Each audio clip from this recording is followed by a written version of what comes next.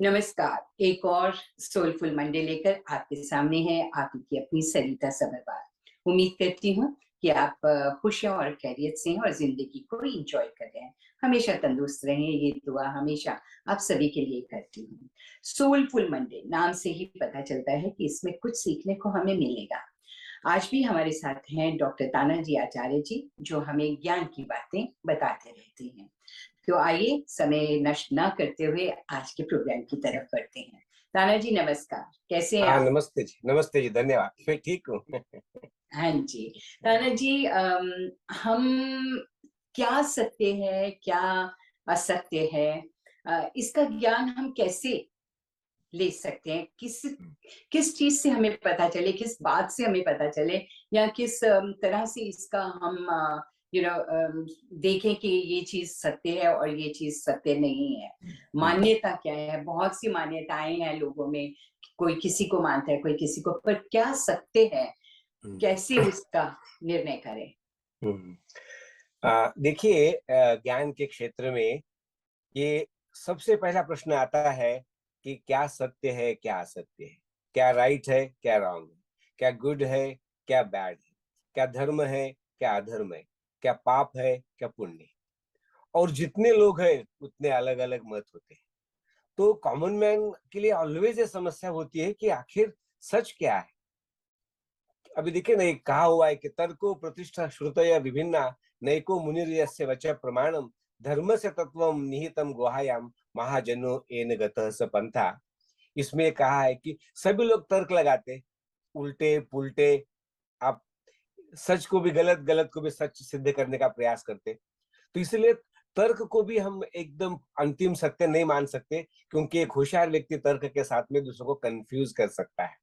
Mostly हुँ, हुँ। Politician, आपको पता है कि जोर से एक आधी बात तो तर्कपूर्ण कहने की कोशिश करते, तर्क गलत होता है। तो तर्क भी सच और सत्य और असत्य को प्रूव करने का एकमेव तरीका नहीं है। फिर बोला कि जी। श्रुतयः विभिन्ना। अब जितने जितने पुस्तकें लिखी गई है ऋषियों ने भी, मुनियों ने भी, उनमें भी कुछ हमें फर्क दिखता है। हुँ, तो हुँ। किसको माने? और जितने जो हमारे गुरु लोग हैं, उनके भी जितने गुरु उतनी बातें होती है।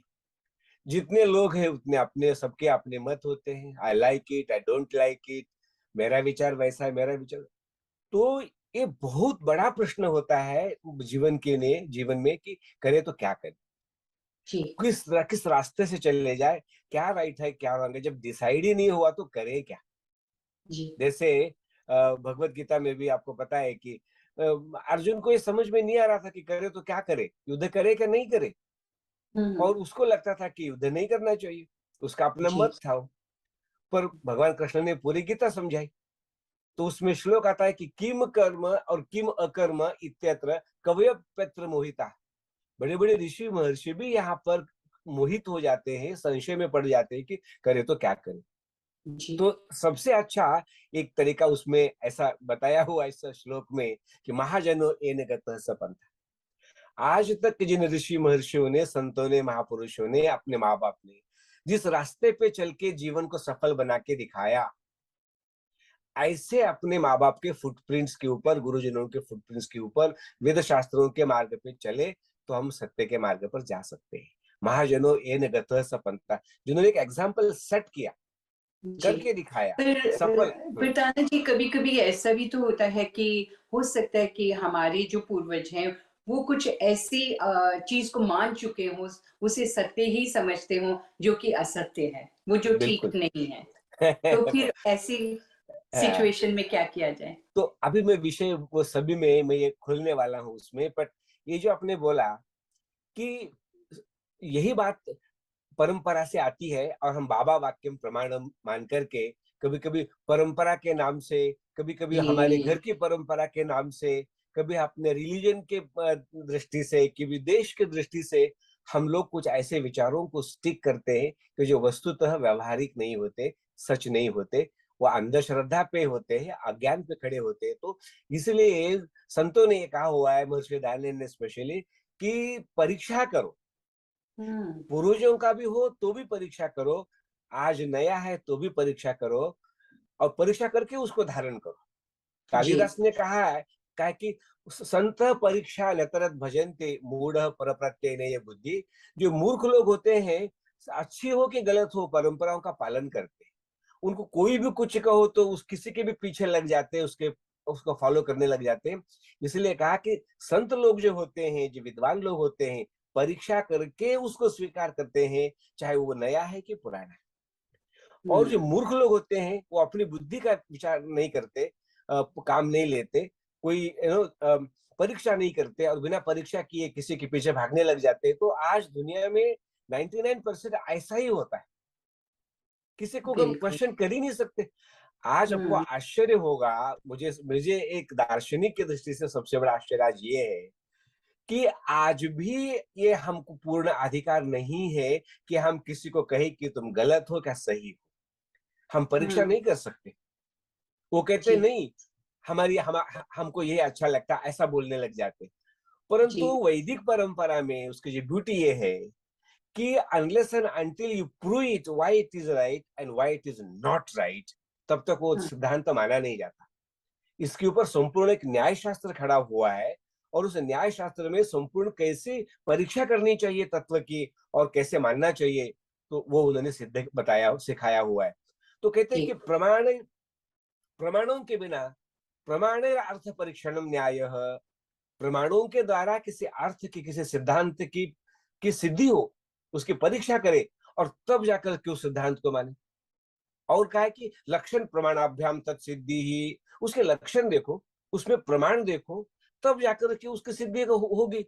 बिना प्रमाणों के, बिना लक्षण के किसी बात को सिद्ध करने का प्रयत्न करो तो वो ठीक नहीं है। या। वाई नॉट, हाउ नॉट, ये ओपनली क्वेश्चन करने का फ्रीडम ज्ञान के क्षेत्र में होना ही चाहिए, जो कि आज के आधुनिक समाज में भी नहीं दिखता, जो कि हमारे वैदिक परंपरा में ये सभी कुछ है। और सारे दर्शन प्रश्नोत्तर है, वेदों में प्रश्नोत्तर है, उपनिषदों में प्रश्नोत्तर है, गीता में प्रश्नोत्तर है। अर्जुन प्रश्न तो करता चला गया, प्रश्न करता चला गया और भगवान कृष्ण उत्तर देते चले गए और बाद में क्या हम्म। कहा, यथेच्छसि तथा कुरु। जो मुझे रहस्यतम बातें समझ में आ गई मैंने तुझे सब बता दी अर्जुन, आप तू डिसाइड कर कि तुझे क्या करना है और क्या नहीं करना है, मैं बताऊंगा नहीं है। इतना सब जी। बताने के बाद भी ये आपका डिसीजन है, आपका विचार है। If you are convinced, go for that, otherwise it is all up to you. We never ever impose upon anybody. ये हमारी वैदिक परंपरा है। ज्ञान को हम्म। इम्पोज नहीं करते, सिखाते हैं, बताते हैं, प्रमाण भी देते हैं, उसके बाद में आपको डिसाइड करना है कि exactly what is right, what is not right. फिर और ताना जी, आजकल, सॉरी मैं आपकी बात काट रही हूँ, आज के आधुनिक युग में, मॉडर्न वर्ल्ड में भी कितने बाबा, इस तरह से लोग उनके पीछे लग जाते हैं, उनकी बात को समझते हैं कि वो बहुत अच्छे हैं, वो जो हमें बता रहे हैं वो बिल्कुल ठीक है, जो हमारे ग्रंथों में लिखा हुआ है, चाहे वेद हो, गीता हो, उपनिषद हो, उनको नहीं मान के, बल्कि वो जो ये बाबा लोग आजकल बहुत ज्यादा फेमस हो जाते हैं, फिर उनका भंडा उठता है। सो उनके बारे में आप क्या कहेंगे कि अभी वो देखो, क्यों सत्य के मार्ग पर लोगों को चलाना चाहते हैं? मुझे खुद को आश्चर्य है कि ये लोग क्यों अपनी बुद्धि का प्रयोग नहीं करते। भंडा फूटने तक उनको फॉलो करते हैं और भंडे फूटने के बाद भी जेल में जाते हैं, तो ये तब भी। धार्मिक क्षेत्र में लोग उनके फिर भी उसके लिए प्रोसेशन करते हैं, उनका सपोर्ट करते हैं। तो यही तो हमारी गलती है। हमें जी। कभी भी अज्ञान का आग्रह नहीं करना है, ज्ञान का आग्रह करना है। कम से कम जब समझ में आ जाए तो उसका परित्याग करो ना, बिल्कुल। परित्याग करो। और स्पेशली जो मतांतरों के क्षेत्र में, रिलीजन के क्षेत्र में, जब ये नए नए बाबा आते हैं तो एक नया पंथ खोल देते हैं, नया विचार खोल देते हैं, नई बातें हम्म। करने लग जाते हैं। बेचारे लोग ये सोचते ही नहीं है। लोगों को ये सिखाने की जरूरत है, इसलिए इस विषय को मैंने थोड़ा सा दोबारा हाईलाइट करने के लिए इसको लिया हुआ हम्म। है। मैंने पहले भी या। आपको शायद बताया होगा, जब मैं गाजियाबाद में था तो हमारे एक गुरुजी थे जिनसे मैंने पीएचडी की। उनके माता जी को कोई खुजली हो रही थी, स्किन में कोई रोग हो गया था, कोई रिएक्शन हो गई थी मेडिसिन की। हम्म। तो कितनी मेडिसिन की तो ठीक नहीं होता था। तो उन्होंने सुना कि कोई मेरठ के पास में कोई बाबा आ गए हैं, बड़े सिद्ध पुरुष है, कोई पीर पता नहीं जो कुछ थे। और वो कहते हैं एक पानी की बोतल देते हैं, 1 रुपए में एक। और अच्छा। उनका कोई उद्देश्य पैसे कमाने का नहीं है, वो लोगों के भलाई के लिए देते हैं। वो केवल बॉटल का खर्चा लेते हैं और सबके रोग ठीक हो जाएंगे, कुछ भी हो जाए, कैंसर हो जाए, हम्म। टीबी हो जाए, कुछ भी हो जाए सब ठीक हो जाएंगे। 1 महीने में उस बाबा ने लाखों लाखों रुपए कमाए कमा केवल एक लिए। छोटे से पानी की बोतल दे करके। जी जी। और मेरी गुरुजी की माँ कहते थे, अरे तू मेरे लिए इतने दवाई करता है, सब कुछ करता है, अब एक एक उस बाबा के बोतल पास तो जाने ला में दे। तुझे क्या तकलीफ है? क्या पता ये। ठीक हो जाएगा, क्या पता ठीक हो जाएगा। हम्म। अभी ऐसा कौन सा पानी था जो उससे ठीक होगा? अंत में उनका कोई रोग नहीं ठीक हुआ। गुरुजी को बिना माने जाना पड़ा। वो तो बिल्कुल जी। नहीं मानते थे ऐसी बातों को। कुछ जाना पड़ा, पानी लाया, पानी पिया और हुआ कुछ नहीं। और 1-2 महीने के बाद पता चला कि वो तो झूठा बाबा था। तो हाँ। रिलीजन के क्षेत्र में आते ही लोग आंखें बंद करते हैं।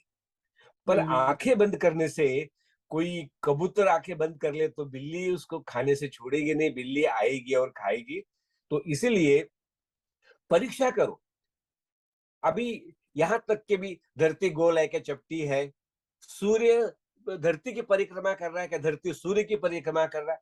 अब ये सारे एक नहीं अनंत सारे प्रश्न हैं। जब हम्म। साइंटिस्ट लोगों ने उसको दूरबीन से देखा और विमान में जाकर के देखा, सब कुछ देखा, सिद्ध किया, तो भी हम लोग वहीं के वहीं। तो हमें ओपन माइंडेड होना है। कभी भी हमको अज्ञान के साथ कॉम्प्रोमाइज नहीं करना है। वेदों की टीचिंग है कि गो फॉर अनकॉम्प्रोमाइजिंग ट्रूथ। जी। सत्य में कोई कॉम्प्रोमाइज नहीं करना है, नहीं तो बहुत गड़बड़ हो जाएगी। अब हम्म। जैसे कोई 22 नंबर घर पे जाओ बोलने की जगह 222 बोला तो कहाँ जाएगा?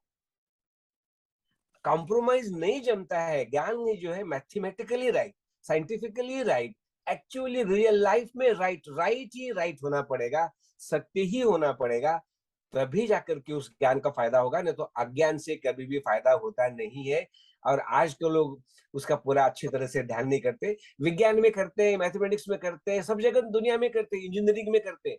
पर जब जी। धर्म की बात आती उनकी है बात। और जीवन के ऐसे प्रसंग आते हैं तो वहां पर ब्लाइंड फेथ ही ब्लाइंड फेथ करते हैं। लाइन। यहाँ तक कि बीमारी होने के बाद हॉस्पिटल नहीं चले जाते। हाथ में गंडे बांधना, गले में गंडे बांधना, या। इधर बाबा के पास जाना, ये पूजा करना, वो पूजा करना, शादी नहीं या, होती तो पूजा करना, कुछ भी हो गया तो पूजा पाठ प्रार्थना तो मैं उसको बुरा नहीं कहना बुरी चाहता। बात नहीं है। बट जहाँ दवाई लेनी है दवाई ले लो ना वहां पर। बिल्कुल बिल्कुल। हाँ, दवाई ले लो, प्रश्न पूछने जहाँ में क्या हो दवाई ने गया आपको? असर करना है वहां पूजा हाँ वो असर नहीं दिखाएगी। हाँ हाँ ठीक है, फेथ होना चाहिए, हाँ, लेकिन पहले देखें कि दवाई जो दी है डॉक्टर ने वो खाना जरूरी है या वो भी पूजा करना। वो भी हम्म। खाना चाहिए। फिर बाद में प्रार्थना करो ना, प्रार्थना करके हम्म। खाओ। पर दवाई भी खा लो, प्रार्थना भी करो। और दवाई में भी कौन सी दवाई, क्यों दवाई, किसने दी है, रिलायबल है क्या नहीं है, ये सब चीजें देखना पड़ेगा। देख के इन्हें कोई चीज को हाँ करने के पहले 10 बार सोचो, थिंक ट्वाइस। और सोच सोच के फिर बाद में देखो कि ये सही है तो यस करो, जल्दबाजी में यस नहीं करो। Take your hmm. Time, think twice. तो उसके बिना जो है किसी डिसीजन पे आना नहीं चाहिए। तो ये मुख्य बात है। और इसका जो ये भारतीय दर्शन की और ये वेदों की सबसे बड़ी विशेषता है। अभी जैसे मैं एक उदाहरण के लिए कहना चाहूँ, देखिए आपके सामने 2 कटोरियों में, एक में नमक रखा है, एक में चीनी रखा, हम्म। दोनों भी एक जैसे है ना? कैसे जी। कैसे परीक्षा करोगे? हम्म। तो गलती से आप नमक नमक को डाल चीनी दी समझ के चाय खीर में में। डाल दो तो क्या हो जाएगा? हम्म। ऐसे नहीं चलता।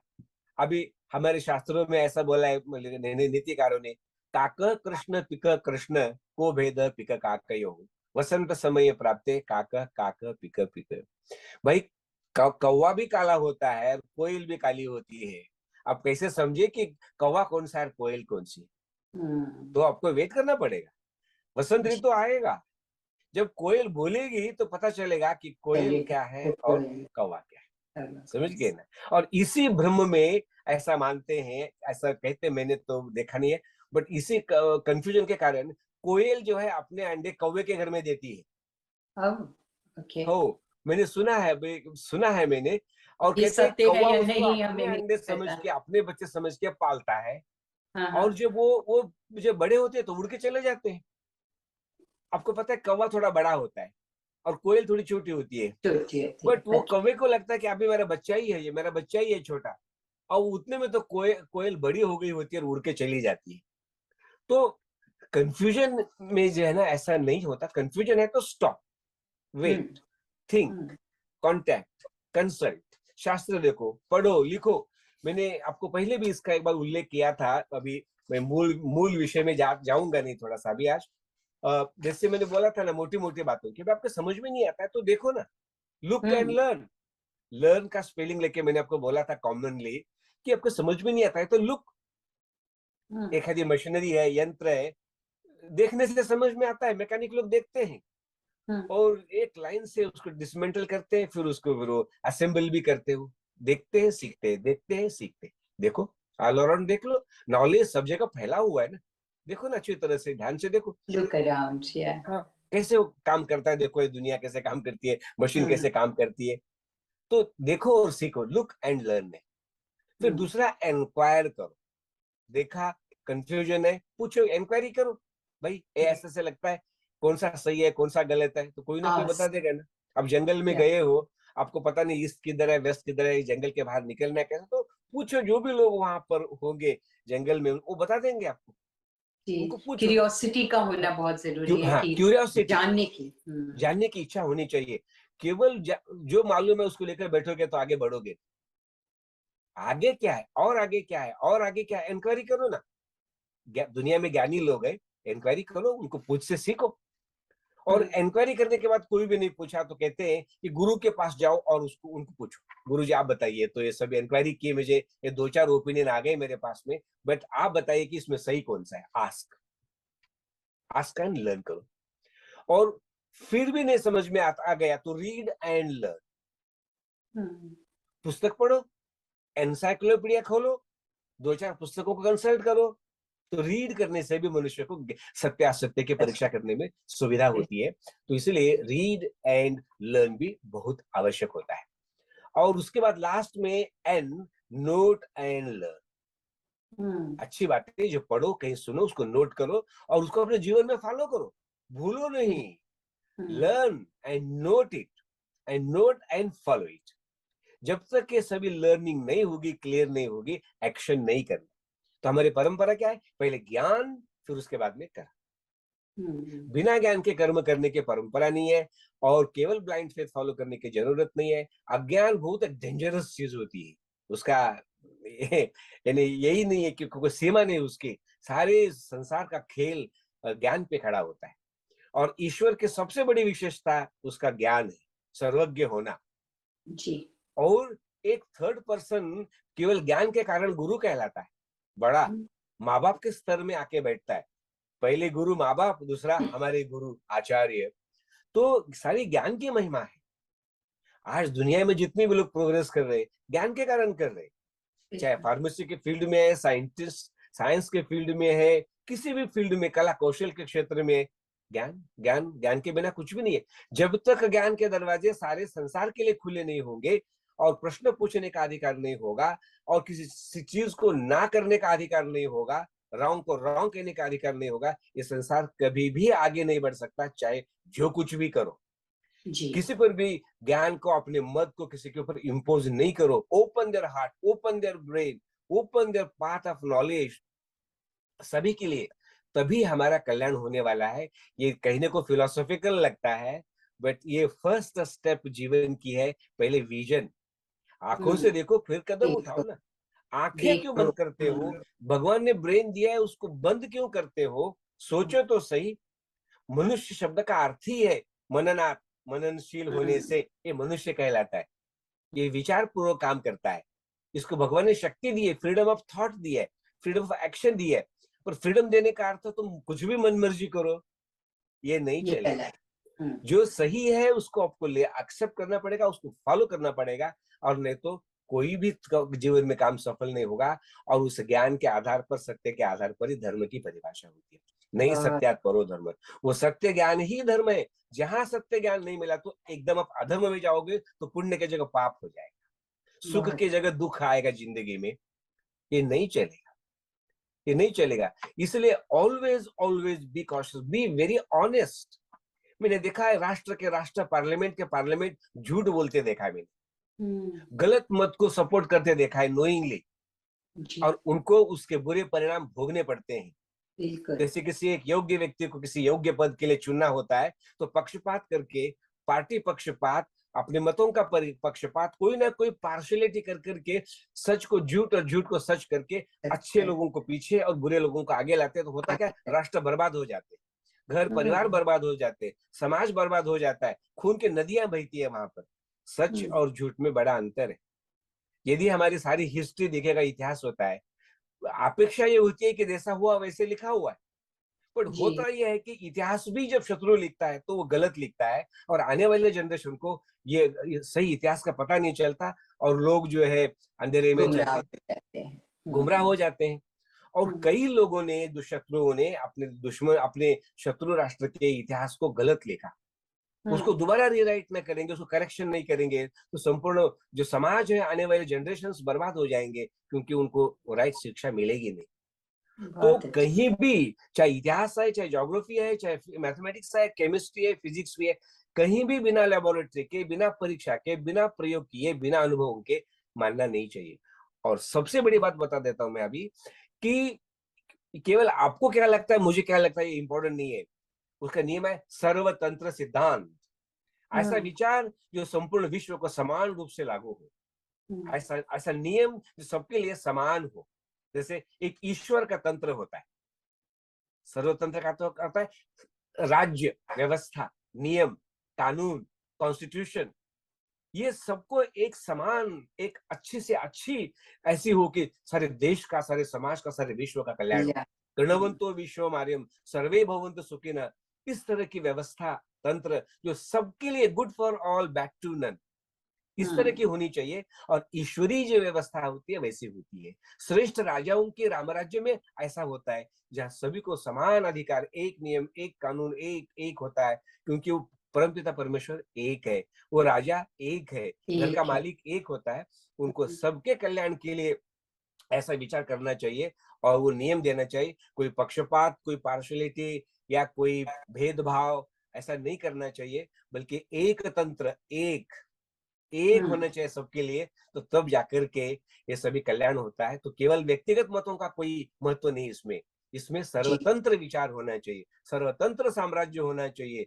ज्ञान का सबके। क्षेत्र सबके लिए हम्म, ओपन होना चाहिए, क्योंकि वो हम्म, पवित्र है। नहीं जाने न सदृशम पवित्रमिह विद्यते। इस संसार में ज्ञान से पवित्र कुछ भी नहीं है, उसमें कोई भी मिलावट चलती नहीं है, कोई मिलावट हम्म, नहीं चलती है, बहुत नुकसान हो जाएगा। देखिए, अन्न में पोल्यूशन हो जाए चलेगा, पानी में पोल्यूशन भी चलेगा, हवा में भी चलेगा, पर ज्ञान में पोल्यूशन हो जाएगा तो जनरेशन टू जनरेशन, जन्म जन्मांतर बर्बाद हो जाएगा। पानी से और क्या है, गंदा पानी हो गया, 100 लोग मरे, 1000 मरे, लाख भी मर जाएंगे। पर हम्म, यदि इग्नोरेंस में लोग पड़ेंगे, तो इन्हें आने वाले जन्म जन्मांतरों तक उनका जीवन जो है नष्ट हो जाएगा। और नष्ट। दुख से मैं ये बात कहना चाहता हूँ कि आज दुनिया ज्ञान और अज्ञान के लिए उतनी प्रामाणिक नहीं है, उतनी परीक्षा नहीं कर रही है। और आज दुनिया के 99% लोग भयंकर अंधकार में पड़े हुए हैं। एक हम्म, इन्हें विश्वास के नाम से, या मिसलीडिंग के नाम से, या अज्ञान से, किसी भी तरीके से बहुत दुख की ओर बढ़ते चले जा रहे हैं। तो मेरी ईश्वर हम्म, से प्रार्थना है, भगवान सबको ज्ञान के रास्ते पे चलाओ, सबको सोचने की बुद्धि दीजिएगा, ताकि हम सब मिलकर के सत्य के मार्ग पे चले, ज्ञान के मार्ग पे चले, शुभ कर्म करें, और हम सर्व प्रकार से संसार में सुखी रहे, समृद्ध रहे। ऐसे सबके लिए मैं प्रार्थना करता हूँ। क्या बात है! कितनी अच्छी-अच्छी बातें आपने बताई हैं और इनमें से हम थोड़ा भी ग्रास्प कर लें तो अपने जीवन को अच्छा बना सकते हैं, हाँ सत्य जी। की मार्ग पे चल सकते हैं, सत्य के रास्ते पे चल सकते हैं। ताना जी, एक बार फिर से कहूँगी धन्यवाद आपका। हर हफ्ते, हर सप्ताह आप इतनी अच्छी-अच्छी बातें हमें समझाते हैं। इसी के साथ मैं सरिता अब आपसे आज्ञा चाहती हूँ, अगले सप्ताह फिर मिलते हैं इसी प्रोग्राम के ज़रिए जिसका नाम है सोलफुल मंडे। अपने तक ही नहीं रखें इस प्रोग्राम को। अगर आपको लिंक मिलता है तो आप अगर यूट्यूब पर देख रहे हैं तो उसे शेयर कीजिएगा ताकि ज्यादा से ज्यादा लोग इसे देख सकें और इस प्रोग्राम से फायदा उठा सकें। इसमें मेरा अपना कोई निजी स्वार्थ नहीं है और ना ही ताना जी का। ताना जी भी यही चाहते हैं कि हम सब एक अच्छे इंसान बने। अब अपना और अपनों का ध्यान रखिएगा, इस प्रोग्राम को भी देखते रहिए और बता दूं कि धूम रेडियो तो आप सुनते ही हैं, इसके अलावा जियो रेडियो है, JEO रेडियो, जो कि नॉर्थ एंड ईस्ट लंदन में 1584 मीडियम वेव पर अवेलेबल है और DAB पर आप ग्रेटर लंदन में सुन सकते हैं। हमारी स्ट्रीमिंग भी हो रही है, लाइव स्ट्रीमिंग, तो आपको वो लिंक भी मिल सकता है। ये कहते हुए मैं आपसे आज्ञा चाहती हूँ और चाहती हूँ कि ज्यादा से ज्यादा लोग इस प्रोग्राम का फायदा उठाएं। नमस्कार। नमस्ते जी, धन्यवाद।